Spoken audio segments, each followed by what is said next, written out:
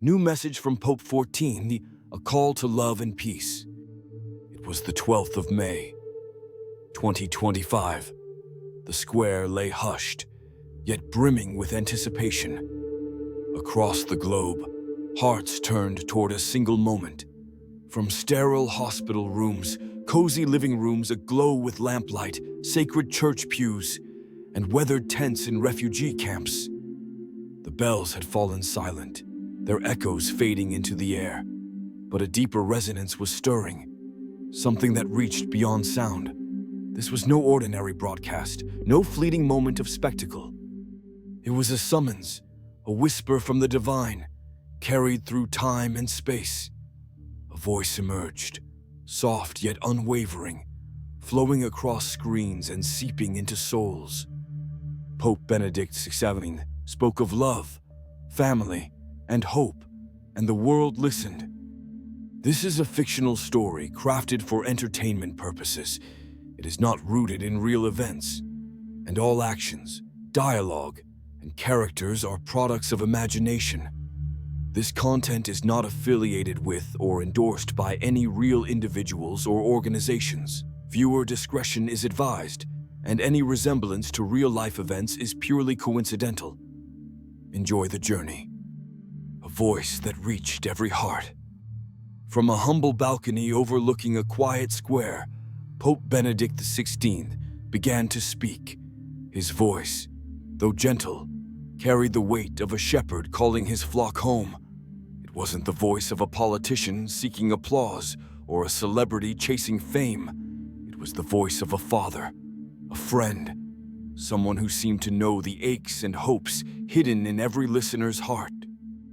"My dear brothers and sisters," he said, his words like a warm embrace.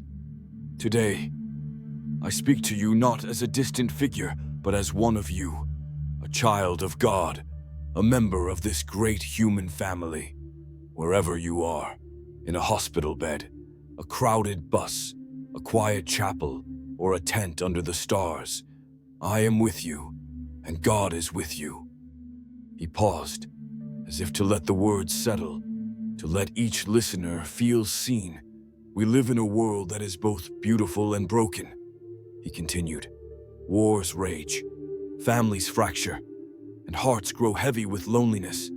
But I stand here to tell you that hope is not lost, love is not lost. Peace is not a dream beyond our reach. It is a choice, a path, a gift we can give to one another, starting today."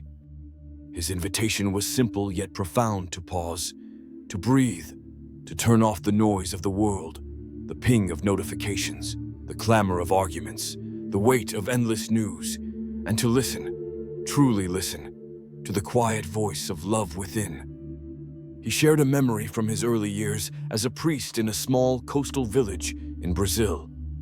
There, he met a fisherman named João, who rose before dawn each day to cast his nets, not for wealth, but to feed his family. João's hands were calloused, his boat weathered, but his eyes sparkled with a joy that no storm could dim. "I have little," João told him, "but I have my wife, my children, and my faith. That is enough." That encounter, the Pope said, taught him that love and faith don't require grandeur. They thrive in the ordinary, in a shared meal, a whispered prayer, a moment of forgiveness. Peace, a seed planted in every home. When he spoke of peace, he didn't point to grand treaties or diplomatic summits. Peace, he said, begins in the smallest corners of life.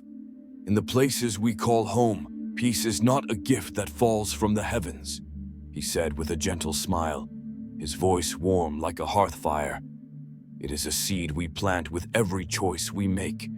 It grows when a mother forgives her child, when a neighbor shares a loaf of bread, when a stranger offers a kind word instead of a harsh one. He urged every listener to become a gardener of peace, to tend to the soil of their hearts and their homes with love and care. He placed the family at the heart of this vision. "The family is the cradle of peace," he said, his voice tender yet resolute. "It is where we learn to love, to forgive, to sacrifice. When a man and a woman commit to one another in love, when they build a home where children are cherished, they create a sanctuary that radiates peace to the world. He wasn't preaching from a pedestal, he was pleading, like a father worried for his children. He acknowledged the pressures families face, economic struggles, cultural shifts, the pull of a world that often undervalues commitment. Yet he offered hope. Your family doesn't need to be perfect. It needs to be a place of love. Start with a meal together, a moment of prayer, a hug that says, "I'm here." He shared a story of a young couple he once counseled in a bustling city. They were on the brink of separation, overwhelmed by work and misunderstandings. But they made a choice to set aside one evening each week, light a candle, and talk, really talk, about their hopes, their fears, their love. It wasn't easy, the wife later told him, but that candle became our lighthouse. It guided us back to each other. The Pope's eyes twinkled as he recounted their story. "That's peace," he said. "It's not the absence of struggle, but the courage to choose love again and again, healing a wounded world." He didn't shy away from the world's pain. He spoke of conflicts tearing apart places like Syria, Myanmar, and the Horn of Africa, where homes lie in ruins and children cry for lost parents. His voice grew heavy, not with judgment, but with a sorrow that seemed to carry the weight of every tear shed.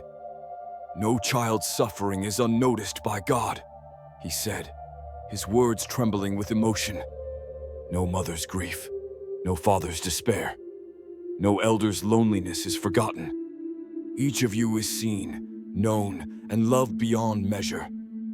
He called on world leaders to act, to look into the eyes of those who suffer and ask, "What am I doing to mend this brokenness?"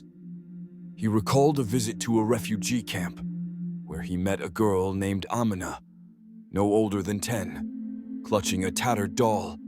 She had fled her home, but her smile, shy yet radiant, spoke of a resilience that humbled him. "Amina taught me that hope can survive even the darkest nights," he said. "But it is our duty, yours and mine, to protect that hope, to build a world where no child must carry such burdens." Yet he didn't place the burden solely on leaders. He turned to every listener, his voice like a friend's hand on your shoulder. "You are not powerless. Peace begins with you. When you choose kindness over anger, when you reach out to someone who feels forgotten, when you pray for those who suffer, you are weaving peace into the fabric of the world." He told of a woman in a war-torn village who, despite losing everything, gathered children each evening to sing and pray under a tree. "That tree became their cathedral," he said. "That woman became their light. You, too, can be a light. Faith, a living bond. Faith," he said, "is not a set of rules or a dusty book of doctrines. It is a relationship, a living bond with a God who walks beside us. Faith is choosing to trust, even when the path is unclear," he said, his voice soft but steady. "It's saying yes to God, even when your heart is heavy, even when your prayers feel unanswered." He shared memories of his time in Brazil, where he saw faith in the faces of the poor, a grandmother weaving a rosary from straw, a father teaching his son to pray by candlelight, a group of children laughing as they acted out Bible stories in the dirt. He recalled a night in a remote village where a storm had destroyed the chapel's roof. The community gathered anyway, under a tarp, their voices rising in song despite the rain. They weren't there for comfort or ritual, he said. They were there because they knew God was with them, in the storm, in the mud, in their hearts. He looked into the camera, his gaze piercing yet kind. That's faith, not a feeling, but a choice to believe that you are never alone, that Jesus is your companion through every trial. To the young, he spoke with special tenderness. You are the heartbeat of the future, Don't let the world steal your dreams of love, of family, of a life that matters. Say yes to God's call, whether it leads to marriage, service, or a quiet life of prayer. He shared a story of a teenage boy he met who spent his weekends fixing bicycles for children in his neighborhood. "I don't have much," the boy said, "but I can give joy." The Pope smiled. That boy was answering God's call. You can, too. The church, a family for all. He described the church as a home, not a fortress, where every soul finds a place. If you've wandered away, if you've been hurt by the church, I beg you, come home, he said, his voice breaking with sincerity, like a parent longing for a lost child. This is not a place for the flawless. It is a refuge for the weary, a hospital for the broken, a family where all are welcome. He told of a woman who had left the church after a painful experience. Years later, a kind priest invited her to a parish meal, where she found not judgment, but open arms. Those people became my family. She told him, they showed me God's love. The church, he said, embraces every culture, the rhythms of African drums, the chants of Asian monasteries, the dances of Latin American festivals. God delights in your uniqueness, he said. The church is a tapestry woven from every language, every story, every heart. He recalled a mass in a jungle village where elders sang in their native tongue, their voices blending with the sounds of the forest. That was the church, he said. Alive, vibrant, a home for all. A final plea. He closed by pointing to Mary, the mother who said yes to God's plan. When you are weary, look to her, he said, his voice thick with emotion. She knows your struggles, your fears, your hopes. She will lead you to her Son, who is your peace. He shared a memory of a father in a slum, praying the rosary each night for his unemployed son. Mary hears me, the father said. She gives me strength, the Pope nodded. She hears you, too. He ended with a prayer, Lord, make us instruments of your peace. Where there is hatred, let us sow love. Where there is darkness, light. Where there is sorrow, hope.